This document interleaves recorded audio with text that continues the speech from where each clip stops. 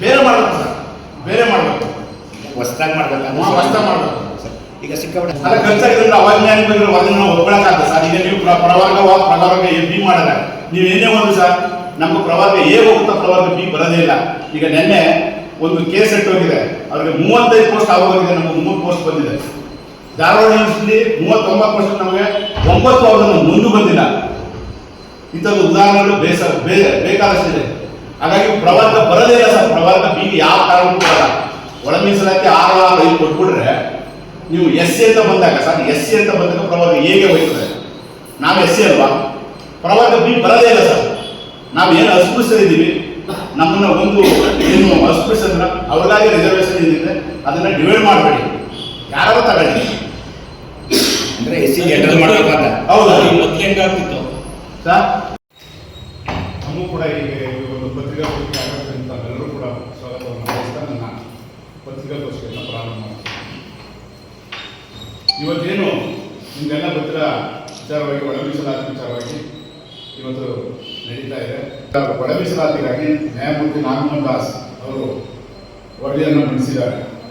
ಆ ವರದಿನ ರದ್ದುಪಡಿಸಬೇಕು ಅಂತೇಳಿ ನಾನು ಕೇಳ್ತಾ ಇದ್ದೀನಿ. ರದ್ದುಪಡಿಸಬೇಕು. ಯಾಕೆ ಅಂತಂದರೆ ಅದು ಸಾಂವಿಧಾನಿಕವಾಗಿ ಮತ್ತು ಅವೈಜ್ಞಾನಿಕವಾಗಿದೆ. ಹಾಗಾಗಿ ಏನು ನ್ಯಾಯಮೂರ್ತಿ ನಾಗಮೋಹನ್ ದಾಸ್ ಅವರ ಒಳ ಮೀಸಲಾತಿಯನ್ನು ಏನು ವರದಿ ಕೊಟ್ಟಿದ್ದಾರೆ ಅದನ್ನ ರದ್ದುಪಡಿಸಬೇಕು. ಎರಡನೇದು, ಮೊನ್ನೆ ನಡೆದಂತಹ ಕಲೆಕ್ಷನಲ್ಲಿ ಕೊಳ್ಳೇಗಾಲ ಮತ್ತು ಇತರ ಇದರಲ್ಲಿ ಮಾದೇವಪ್ಪ ಅವರನ್ನು ಟಾರ್ಗೆಟ್ ಮಾಡ್ತಾರೆ. ಮಾದೇವಪ್ಪ ಅವರು ಒಳ ಮೀಸಲಾತಿ ವಿಚಾರದಲ್ಲಿ ನಮ್ಮ ಸಮುದಾಯ ಬಂಧುಗಳಿಗೆ, ಇನ್ನಿತರ ಸಮುದಾಯ ಬಂಧುಗಳಿಗೆ ಒಳ ಮೀಸಲಾತಿ ವಿಚಾರದಲ್ಲಿ ನಾಗಮೋಹನ್ ದಾಸ್ ಕಮಿಟಿ ಮಾಡುವಾಗ ಮಾದೇವಪ್ಪ ಏನು ತೊಂದರೆ ಕೊಟ್ಟಿಲ್ಲ. ಸಮೀಕ್ಷೆ ಮಾಡಲು ತೊಂದರೆ ಕೊಟ್ಟಿಲ್ಲ. ಮತ್ತೆ ರಿಪೋರ್ಟ್ ಕೊಟ್ಟರು, ಕ್ಯಾಬಿನೆಟಲ್ಲಿ ಅದನ್ನ ಇಟ್ಟರು, ಅದನ್ನು ತೊಂದರೆ ಕೊಟ್ಟಿಲ್ಲ. ರಾಜ್ಯಪಾಲರ ಹಿತಾಕ್ಷ ಕೂಡ ಅಲ್ಲೂ ತೊಂದರೆ ಕೊಟ್ಟಿಲ್ಲ. ಆದರೂ ಕೂಡ ಮಾದೇವಪ್ಪ ಅವರು ಎಲ್ಲರೂ ಅವರಿಗೆ ವಿರೋಧವಾಗಿ ನಡ್ಕೊಂಡಿಲ್ಲ. ಆದರೂ ಅವ್ರನ್ನ ಟಾರ್ಗೆಟ್ ಮಾಡಿ ಮಾದೇವಪ್ಪನ ಸೋಲಿಸ್ತೀವಿ, ಮಾದೇವಪ್ಪನ ಬ್ಲ್ಯಾಕ್ ಮೇಲ್ ಮಾಡ್ತಾ ಇದ್ದಾರೆ ಅಂತೇಳಿ ಅವ್ರನ್ನ ಟಾರ್ಗೆಟ್ ಮಾಡ್ತಾರೆ. ಅದನ್ನು ಕೂಡ ನಾವು ಖಂಡಿಸ್ತಾ ಇದ್ದೀವಿ. ಕ್ರಾಂತಿ ಅವೆಲ್ಲ ಬಿಡಬೇಕು. ಇವತ್ತಿನ ಎಲ್ಲ ನಾಗರಿಕ ವ್ಯವಸ್ಥೆ ಇದ್ದೀವಿ. ನೀವು ಹೋರಾಟ ಮಾಡಿ, ನಿಮ್ಮ ಹಕ್ಕನ್ನು ನೀವು ಪಡೀರಿ. ಶಾಂತಿಯುತವಾಗಿ ಹೋರಾಟ ಮಾಡಿ, ನ್ಯಾಯಯುತವಾಗಿ ಹೋರಾಟ ಮಾಡಿ, ಸಂವಿಧಾನಬದ್ಧವಾಗಿ ಹೋರಾಟ ಮಾಡಿ. ನಿಮ್ಮ ಹೋರಾಟ ಶಾಂತಿಯುತವಾಗಿ ಹೋರಾಟ ಮಾಡಿ ನಿಮ್ಮ ಹಕ್ಕನ್ನು ಪಡ್ತೇನೆ. ಮತ್ತು ಇನ್ನೊಬ್ಬರನ್ನ ಅವಹೇಳನ ಮಾಡೋದು, ಕಳಿಸೋದು, ಚಪ್ಪಲಿ ಹೊಡೆಯೋದು, ಮತ್ತೊಂದು ಮಾಡೋದು ಯಾರೂ ನಾಯಕರು ಕೂಡ ಆ ರೀತಿ ಮಾಡಬಾರ್ದು.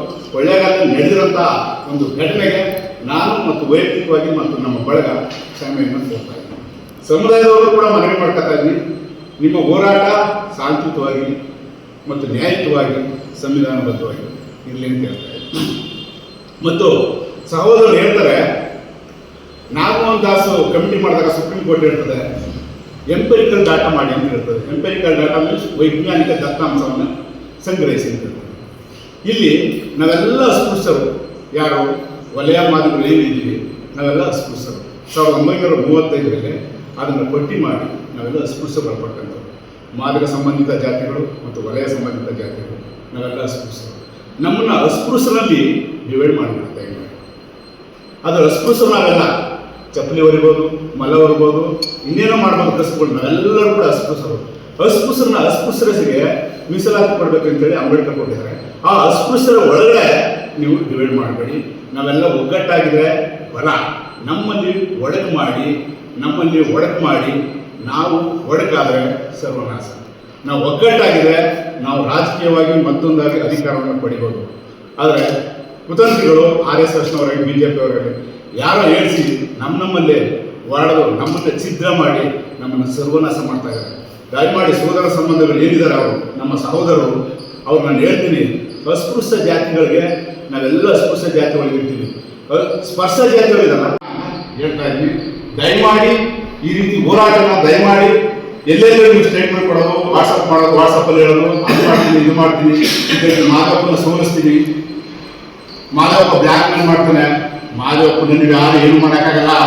ಮಾದೇವಪ್ಪನಿಂದ ಸಮುದಾಯ ಇದೆ ಮತ್ತು ಅವ್ರ ಅಭಿಮಾನಿಗಳಿದ್ದಾರೆ. ಮಾದೇವಪ್ಪನ ಏನು ಮಾಡೋಕ್ಕಾಗಲ್ಲ. ರಕ್ತ ಕ್ರಾಂತಿ ಅಂತ ಹೇಳ್ತಾರ, ಅದು ಕೂಡ ಈ ಒಂದು ವ್ಯವಸ್ಥೆಯಲ್ಲಿ, ನಾಗರಿಕ ವ್ಯವಸ್ಥೆಯಲ್ಲಿ ಅದನ್ನು ಕೂಡ ಎಚ್ಚರಿಕೆಯಿಂದ ಮಾತಾಡಬೇಕು ದಯಮಾಡಿ ಯಾರೇ. ಹಾಗಾಗಿ ಇವತ್ತೇನು ಸುಪ್ರೀಂ ಕೋರ್ಟ್ ಎಂಪೆರಿಕಲ್ ಡಾಟಾ ಮಾಡಿ ಅಂತ ಹೇಳ್ತೋ, ಅದನ್ನು ಎಂಪೆರಿಕಲ್ ಡಾಟಾ ಮಾಡಿ ಅಂತ ಹೇಳಿದ್ರೆ ಅಸ್ಪೃಶ್ಯನ ಒಂದು ಭಾಗ ಮಾಡಬೇಕು ಸರ್. ಅಸ್ಪೃಶ್ಯರಿಗೆ ಮಾತ್ರ ಮೀಸಲಾತಿ ಕೊಡಬೇಕು. ಇವ್ರು ಏನ್ ಮಾಡ್ತಾರೆ, ಅಸ್ಪೃಶ್ಯರಲ್ಲಿ 3 ಭಾಗ ಮಾಡ್ತಾರೆ. ನಮ್ಮಲ್ಲೇ ಭಾಗ ಎ, ಭಾಗ ಬಿ ಮತ್ತು ಭಾಗ ಸಿ ಅಂತ ಬರ್ತಾರೆ.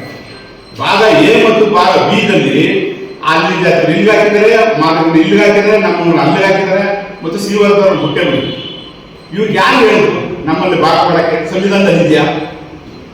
ವರ್ಗೀಕರಿಸಿದ್ಯಾ? ಎಂಪರಿಕಲ್ ವೈಜ್ಞಾನಿಕವಾಗಿ ದತ್ತಾಂಶ ಸಂಗ್ರಹಿಸಿ ಅಂತ ಹೇಳಿದ್ನ ಇವರು ನಮ್ಮನ್ನ ವರ್ಗೀಕರಿಸಿ ಡಿವೈಡ್ ಮಾಡಿ ನಮ್ಮನ್ನು ಒಡೆದು ಛಿದ್ರ ಮಾಡೋದಕ್ಕೆ ಈ ಒಂದು ಮುನ್ನಾರ ಮಾಡಿದ್ದಾರೆ.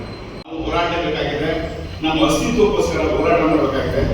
ಎಲ್ಲ ಜನಾಂಗ, ನಮ್ಮ ಜನಾಂಗ, ಎಲ್ಲ ಸಮುದಾಯದ ಪ್ರತಿಯೊಂದು ಹಳ್ಳಿಯ ಪ್ರತಿಯೊಬ್ಬರು ಮನೆಯವರು ಕೂಡ ಸ್ವಇಚ್ಛೆಯಿಂದ ಈ ಒಂದು ಹೋರಾಟಕ್ಕೆ ತಾವೆಲ್ಲ ಭಾಗವಹಿಸಿ ಈ ಒಂದು ಹೋರಾಟವನ್ನ ಯಶಸ್ವಿಗೊಳಿಸಿಕೊಡ್ಬೇಕು ಅಂತ ಹೇಳಿ ನಾನು ಸಮುದಾಯದ ಎಲ್ಲರೂ ಕೂಡ ನಾನು ಮನವಿ ಮಾಡ್ತೇನೆ.